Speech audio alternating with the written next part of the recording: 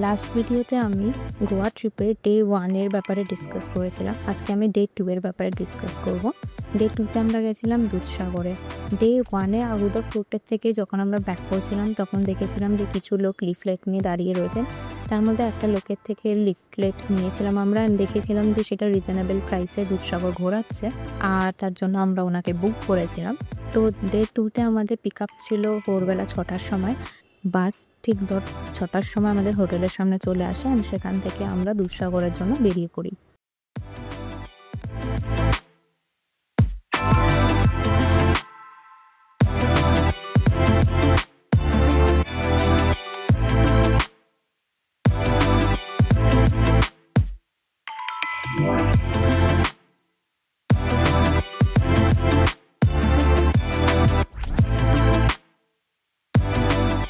দুধসাগরের জন্য আমাদের যে প্যাকেজটা ছিল সেটি 1600 টাকা পড়েছিল পার হেড। সো আমাদের দুজনে 3200 টাকা লেগেছিল। এটার সাথে লাঞ্চ ইনক্লুডেড ছিল। যেহেতু ব্রেকফাস্ট এটার সাথে ইনক্লুড ছিল না, তাই বাসটা একটা জায়গায় দাঁড়ায় আফটার 1 আওয়ার। সেখানটা আমরা ব্রেকফাস্ট কমপ্লিট করি। দেন বাসটা আমাদেরকে ওল্ড গোয়াতে নিয়ে যায়। ওল্ড গোয়াতে ওরা 25 মিনিট মতো টাইম দিয়েছিল। তো 25 মিনিট আমরা একটুখানি চার্চের আশপাশগুলো ঘুরে দেখি, কিন্তু যেহেতু তখন প্রেয়ার চলছিল তাই আমরা চার্চের ভেতরে ঢুকতে পারিনি।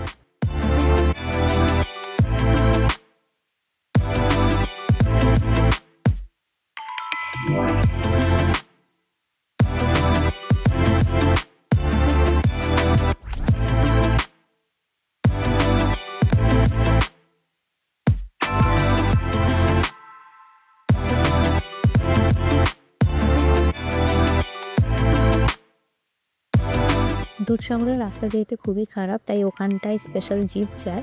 বাসটা আমাদের যেখান থেকে জিপ ছাড়ে সেই পয়েন্টে নিয়ে যায়, আর সেখান থেকে আমরা একটা লাইন করি বা আমরা একটা গ্রুপ করি, যে গ্রুপ ওয়াইজ আমাদের জিপ নিয়ে যায়। আর যেই জিপে করে আমরা গেছিলাম সেই জিপে করেই আমরা ব্যাক করেছি। রাস্তা খুবই খারাপ ছিল, ভীষণ ঝাঁকুনি হচ্ছিল। জিপ পয়েন্ট থেকে দুধসাগরে পৌঁছাতে আমাদের মোটামুটি 1 ঘন্টা মতো সময় লেগেছিল। আমরা দুধসাগরে গিয়ে পৌঁছেছিলাম সকালবেলা 11টার দিকে। দুধসাগরে যেতে গেলে আলাদা করে জামা কাপড় নিয়ে যাওয়াটাই ভালো, কারণ ওখানে সুইমিংয়ের অপশান থাকে। তো কেউ যদি চান ওখানে সুইমিং করতেই পারেন। ওখানে চেঞ্জিং রুমও আছে, ওয়াশরুমও রয়েছে, সমস্ত কিছু অ্যাক্সেসিবিলিটি রয়েছে।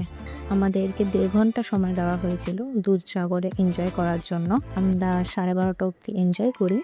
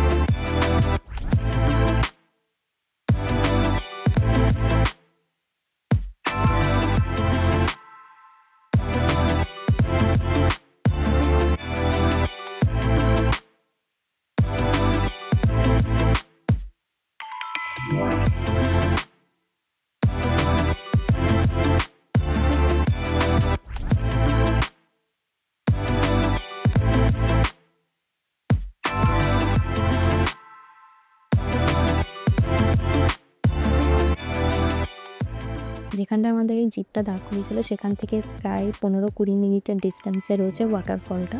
অ্যান্ড ওই 15-20 মিনিটের ডিস্টেন্সে মোটামুটি একটা ছোটোখাটো ট্রেকিং হয়ে যাবে। আর আশেপাশে প্রচুর হনুমান রয়েছে ওখানটায়। অ্যান্ড ওদের ফেভারিট জিনিস হচ্ছে কি, কারোর হাতে যদি কোনো রকম কোনো খাবার দেখে তাহলে ওরা কিন্তু ছিনিয়ে নিয়ে চলে যায়। তাই ট্রেকিংয়ের টাইমে খুব ভালোভাবে লক্ষ্য রাখতে হবে যাতে হাতের মধ্যে কোনো রকম কোনো খাবার না থাকে। 12:30টার সময় আমরা যখন জিপ পয়েন্টে এলাম, সেখান থেকে আমাদেরকে আবার বাস যেখানে দাঁড়িয়েছিল সেখানটায় নিয়ে যাওয়া হয়। বাসে আমাদের পৌঁছাতে মোটামুটি 1:45 বেজে গেছিলো। আমাদের বাসে যে কজন ছিল তাদের সবার জন্য 4টে জিপ লেগেছিলো। সো 4টে জিপ মোটামুটি 2টোর মধ্যে চলে আসে ওই বাসের জায়গাতে। তাই আমরা 2টোর দিকে ওখান থেকে বেরিয়ে যাই। দুধসাগরের থেকে আমাদেরকে স্পাইস গার্ডেনে নিয়ে যাওয়ার কথা ছিল, আর ওই স্পাইস গার্ডেনে আমাদের লাঞ্চের ব্যবস্থা ছিল। লাঞ্চটা জাস্ট অসাধারণ ছিল। স্পাইস গার্ডেনে ঢোকার সাথে সাথে আমাদেরকে ফুল দিয়ে ওয়েলকাম করা হয়। লাঞ্চে বসার সাথে সাথেই ওনারা একটা হার্বাল ওয়াটার দেন, যেটা খুবই দারুণ খেতে ছিল। আর তারপরে ওখানটায় প্রচুর আইটেম ছিল লাঞ্চের জন্য, সবকটা আইটেমই ভীষণ ভালো ছিল।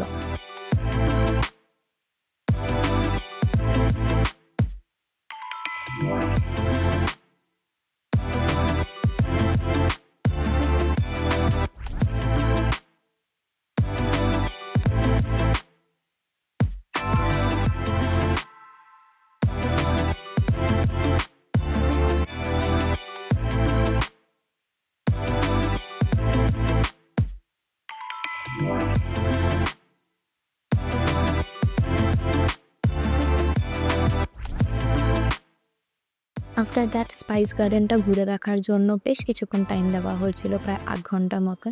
স্পাইস গার্ডেনের মধ্যে চেঞ্জিং রুম অ্যান্ড ওয়াশরুম দুটোই ছিল। অ্যান্ড আমরা যখন বেরিয়ে যাচ্ছিলাম তখন খুব ঠান্ডা একটা হার্বাল জল দেওয়া হয় আমাদের পিঠের মধ্যে। আর সেটা জলটা দেওয়ার সাথে সাথে এমন ফিল হয়েছিল যেন মনে হয়েছিল যেন যতটা টায়ার্ড আমরা ছিলাম সব টায়ার্ডনেস চলে গেছে। আমাদের স্পাইস গার্ডেনের থেকে বেরোতে বেরোতে প্রায় 4টের মতো বেজে গেছিলো। আমাদের 6টার সময় পিক আপ ছিল অ্যান্ড 6টার সময় আমাদের ড্রপ ছিল, তাই আমাদের মোটামুটি টাইম টু টাইম সমস্ত কিছু করা হয়েছিল। 6টার মধ্যে আমাদেরকে যেখান থেকে পিক আপ করা হয়েছিল সেখানটা আবার আমাদেরকে ড্রপ করে দেওয়া হয়। যেহেতু স্কুটিটা অলরেডি আমরা 2 দিনের জন্য ভাড়া নিয়েছিলাম, তাই আমরা স্কুটি করে রাত্রিবেলায় বেরিয়ে গেছিলাম আঞ্জনা আর কালাঙ্গুট বিচে। সব বিচেই মোটামুটি সেম ভাইবস থাকে, ওখানে সারা রাত ধরে পার্টি, খাওয়া দাওয়া সমস্ত কিছু হয়। গোয়া মানেই যেহেতু পার্টি, তাই যে কোনো বিচে গেলেই সেম পার্টি ভাইবস পাওয়া যাবে।